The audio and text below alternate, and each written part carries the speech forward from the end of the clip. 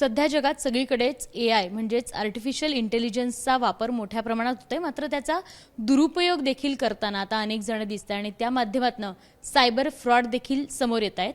छत्रपती संभाजीनगरमध्ये राज्यातील एका वरिष्ठ पोलीस अधिकारी असलेल्या विश्वास नांगरे पाटील यांचा फोटो त्यांचाच व्हिडिओ वापरून व्हिडिओ कॉल केला आणि एका ज्येष्ठ नागरिकाची 78 लाखांची फसवणूक केल्याचा प्रकार समोर आला आहे. सगळा प्रकार डिजिटल अरेस्ट म्हणून सांगण्यात आला होता. तुमचे पैसे एका वेगळ्या ठिकाणी अडकले आहेत किंवा दहशतवादी तुम्हाला पकडायला येत आहेत अशा अनेक बतावणी करून त्यांना हा प्रकार केला होता. मात्र डिजिटल अरेस्ट नेमकं काय आहे, हे कशामुळे होतं आणि तुम्ही याच्यातनं कसे वाचू शकता, हे सगळं जाणून घेण्यासाठी आज आपल्यासोबत स्नेहा काटकर मॅडम आहेत, ज्या सायबर एक्सपर्ट आहे आणि product strategy head of the quick हिलच्या देखील आहेत.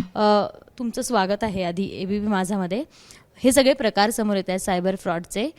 डिजिटल अरेस्ट म्हणजे नेमकं काय ते आमच्या प्रेक्षकांना सांगा, कारण तेच अनेकांना माहिती नाही आता. सो डिजिटल अरेस्ट अगदी सोप्या भाषेत सांगायचं झालं तर तुम्हाला रँडमली व्हॉट्सॲपवर किंवा कुठल्या तरी अशा ॲप थ्रू कॉल येतो जो सरकारी एका माणसाकडून CBI ऑफिशियल असू शकतात, पोलीस इन्स्पेक्टर्स असू शकतात, असं क्लेम करतात ते की आहेत. ते स्वतःचा चांगला फोटो प्रॉपर वर्दीमध्ये असतो आणि त्याच्यावरनं ऑफिशियल ह्याच्यावरनं तुम्हाला मेसेज केला जातो, मग तुम्हाला कॉल येतो. तुम्हाला घाबरवलं जातं की तुमच्या अकाउंटमधून सस्पिशियस ट्रान्झॅक्शन्स होत आहेत किंवा कुठलं ना कुठलं तरी, म्हणजे तुम्ही इन्कम टॅक्स ऑफिशियलकडून येऊ शकतो, CBI कडून येऊ शकतो. आणि मग एकदा तुम्हाला तिथून कॉल आला की मग ते वेगवेगळ्या गोष्टी सांगून तुमच्याकडून तुमची पर्सनल इन्फॉर्मेशन, आता तुमचा Aadhaar card number, bank account number, PAN number किंवा OTP अशा गोष्टी काढून घेतात. अगेन ह्या सगळ्या गोष्टी करताना ते तुम्हाला सगळ्यात आधी पॅनिक करतात आणि पॅनिक आणि फिअर ह्या दोन इमोशन्सला ते इन्वोक करून तुमच्याकडून जास्तीत जास्त माहिती काढून घेतात.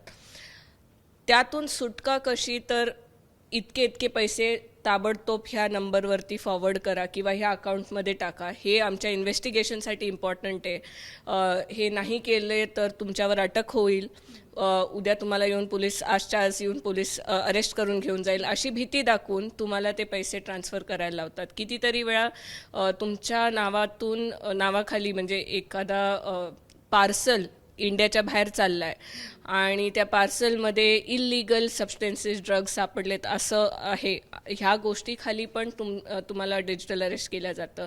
अगेन डिजिटल अरेस्टमध्ये तुम्हाला व्हिडिओ कॉलवर घेतलं जातं, कोणाशी बोलता येत नाही, इतके घाबरून ठेवतात की तुम्ही कोणाला कॉन्टॅक्ट नाही करायचा, फॅमिली मेंबर्सला नाही, कोणालाच नाही. कॉन्स्टंटली तुमच्या समोर बसलेला माणूस ॲक्च्युली वर्दीमध्ये असतो. ऑब्व्हियसली तुम्ही बिलीव्ह करणार की तो पोलीस इन्स्पेक्टर असेल.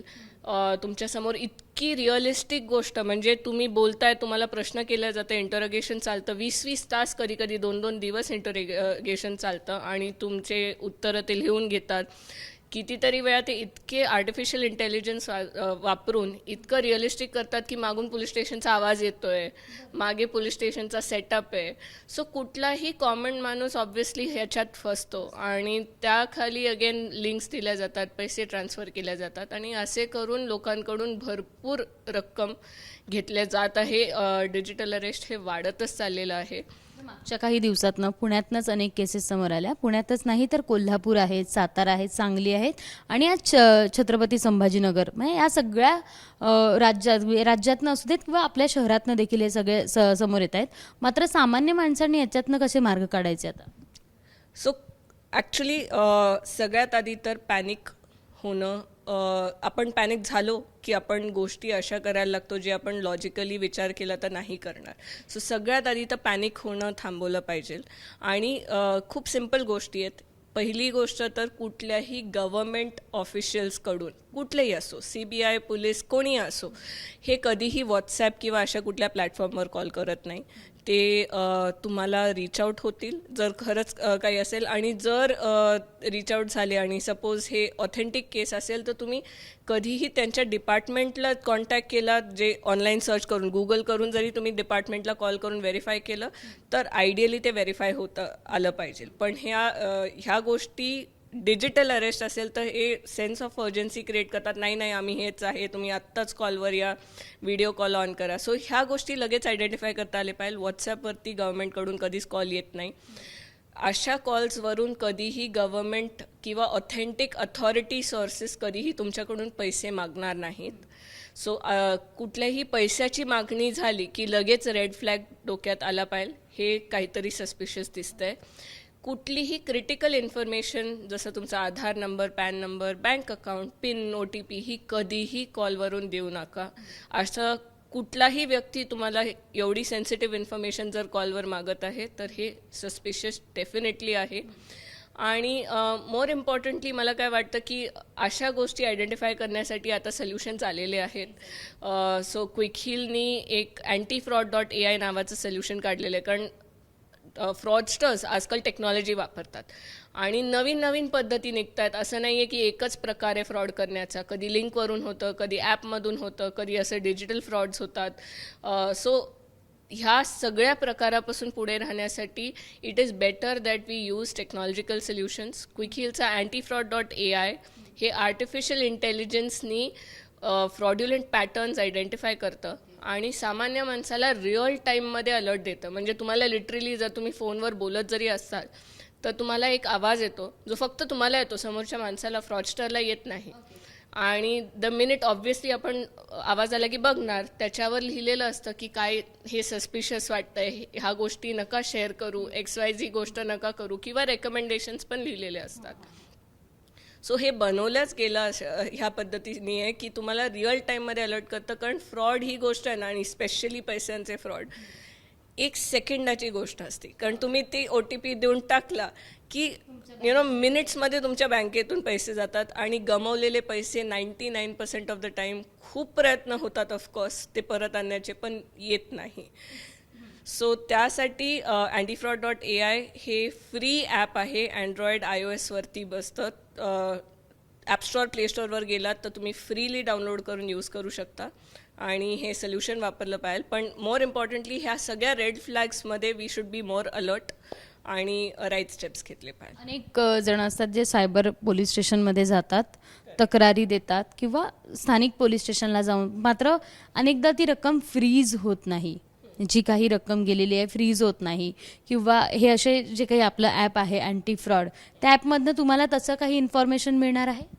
सो ॲपमध्ये हे सुद्धा सांगितलं जातं की सपोज तुमच्याबरोबर असं काही घडलं असेल, तुमचे पैसे गेले असतील, तर आज एक्झॅक्टली करायचं आहे काय, पोलीस स्टेशनला जायचं आहे, सायबर क्राईमला रिपोर्ट करायचं आहे काय, हे पण खूप ब्लरी आहे, खूप लोकांना माहीत नाही आहे. सो ॲपमध्ये तुम्हाला एक्झॅक्ट गायडन्स मिळतं. कारण कुठल्याही फ्रॉड, पैशांच्या फ्रॉडच्या केसमध्ये एक गोल्डन आवर असतो.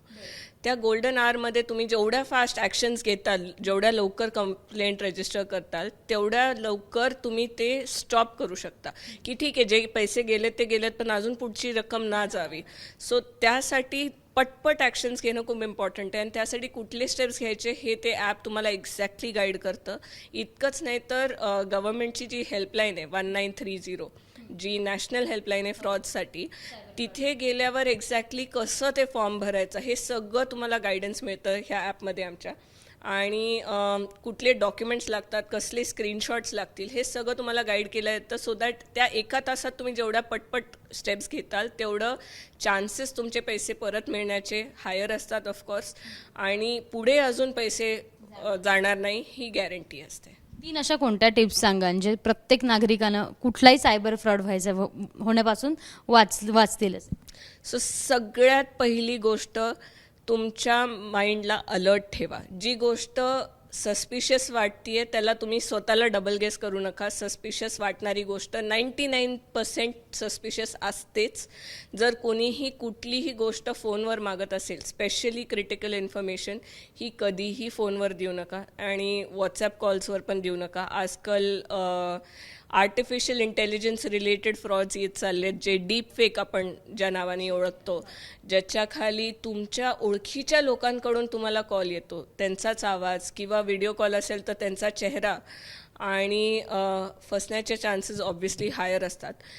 कितीही झालं तरी त्या कॉलवर जे काय तुम्ही ऐकता किंवा हे करता हे व्हेरीफाय करा. घाई करू नका पैसे ट्रान्सफर करायची. एक व्हेरिफिकेशनचा कॉल, सपोज मुलाकडून किंवा कोणाकडून कॉल येतोय, परत त्यांच्या फोनवर फोन करून बघा खरंच तू कॉल केला होता का.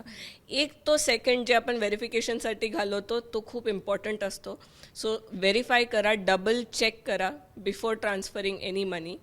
आणि शेवटचं म्हणजे राईट सोल्युशन्स वापरा. कारण कितीही म्हटलं तरी टेक्नॉलॉजीला बीट करायला टेक्नॉलॉजीच लागते.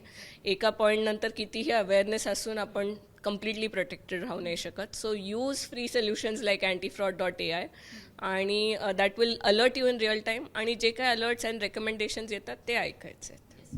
या सगळ्या डिजिटल अरेस्टपासूनच असू देत किंवा कुठल्याही सायबर फ्रॉडपासून जर वाचायचं असेल, याला बळी पडायचं नसेल, तर स्वतःची जी पर्सनल इन्फॉर्मेशन आहे ती कुठल्याही कॉलवर न देता प्रत्येक वेळा व्हेरिफिकेशन करून 10दा विचार करून त्याला उत्तर देणं हे आत्ता गरजेचं झालंय.